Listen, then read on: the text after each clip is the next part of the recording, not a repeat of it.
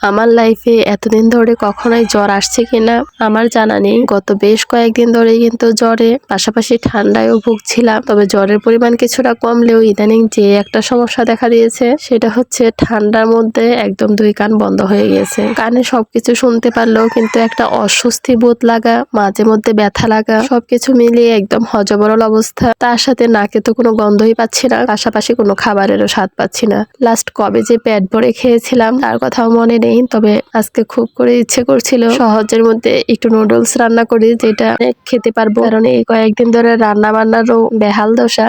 আচ্ছা যাই হোক, নুডলসটা যেহেতু অনেক বেশি পছন্দ, তো ভাবলাম কয়েকটা সবজি দিয়ে চাউমিন টাইপের রান্না করে নিই। আর কেনই জানি মনে হচ্ছিল অনেক বেশি নুডলস খেতে পারবো। এখানে আমি কোকা কোলার 2 প্যাকেট নুডলস রান্না করছি। 2 প্যাকেট এই জন্যই বলছি যেহেতু পরিবারের লোক সংখ্যা একদমই কম। 2 প্যাকেট কোকা কোলা নুডলস কিন্তু অনেকটুকুই। আর মনে হচ্ছিল এক প্লেট ভরে আমি সম্পূর্ণ নুডলসটুকুই খাবো, রাত্রে এই খাবারটাই থাকবে আমার। কিন্তু বিশ্বাস করুন, কয়েক চামচ খাওয়ার পর এর স্বাদ গন্ধ কোনো কিছুই টের পাচ্ছিলাম না। আর কেন জানি খেতেও ভালো লাগছিল না, খুবই অস্বস্তি লাগছিল।